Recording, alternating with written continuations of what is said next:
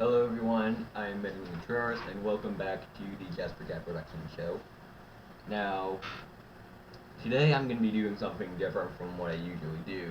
I'm reviewing a toy, but it's not going to be a Godzilla toy.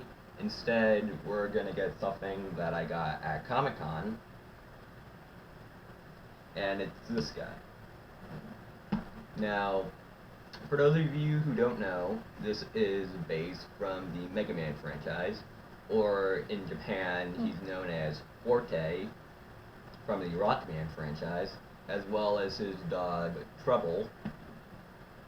Now, I believe that this is supposed to be modeled after his version in Mega Man and Base for the Game Boy Advance. And so let's get started with this guy.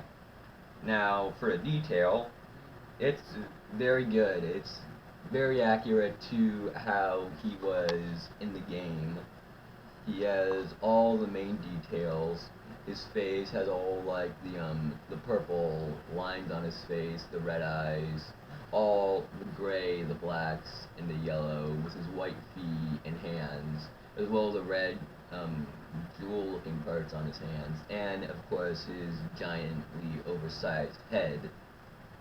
So that's with base. Now for Trouble, he is very detailed as well. He has the very glossy looking purple with the yellow on the legs and with the blue circle here, his cannon tail right here, and the tubes here. Also, for his claws here, they're very sharp, as well as these black parts right here on the back. I think the blacks might be even sharper than his paws. Now, for their articulation, Base of course has the most, and he has basically none. But for Base, he can move his head, he can move his neck, he can move his torso, he can move his legs, his knees, in two different ways actually. He can also move his feet, and he can move his shoulders, his arms, and his hands. So yeah, you can get him into very cool looking and sometimes awkward poses. And for Treble, again, he basically has none. Basically all he has is the head, which can get stuck sometimes. Also, I'm not sure, but his legs move as well. It's not that much though, since they're pretty much in only one position, so you can only stand in a certain way. Now, as you can see, Base doesn't have his arm cannon on any of these, and that's because he usually has different changeable different arms. So we have the arm cannon, and to show an example, I will take this part off, and if this will work, it can be very tedious at times, because like this, it's like the square here covering it is very small, and of course you can barely see the hole in there. So it can sometimes take a while in order to do that. If you want to skip the video to the point where I actually get it, I don't blame you, because this can sometimes take forever. Okay, you know what? You know what I mean. It's a very tedious task to do that. And of course, he also has interchangeable hands.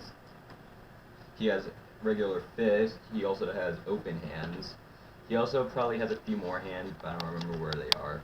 He also has this hand, which is kind of like you can make him act like Spider-Man. And he also has removable faces. He has a angry face. He has his normal face, and he also has an angry face, like he's like staring at the ground. Now, I don't know if this is a problem for everyone else, but it is for me. How do you even get the faces onto here? Like, I have the manual, but it's in Japanese, of course.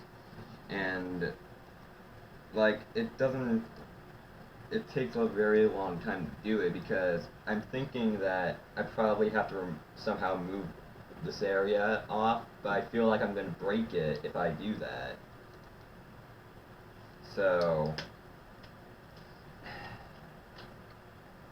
overall, even though this is a very kind of flimsy type of figure, it's still very good for fans of Mega Man. The detail's very good. The articulation, you can get him in all sorts of poses. Also, while Treble doesn't have that much stuff to do, he's still good there for display. So, out of a 5-star rating, I'm gonna give this guy a 4 out of 5. It would be a 5 out of 5 if the arm part and the face weren't so very hard, difficult to get on. So, until then, I am Edwin Contreras, and bye.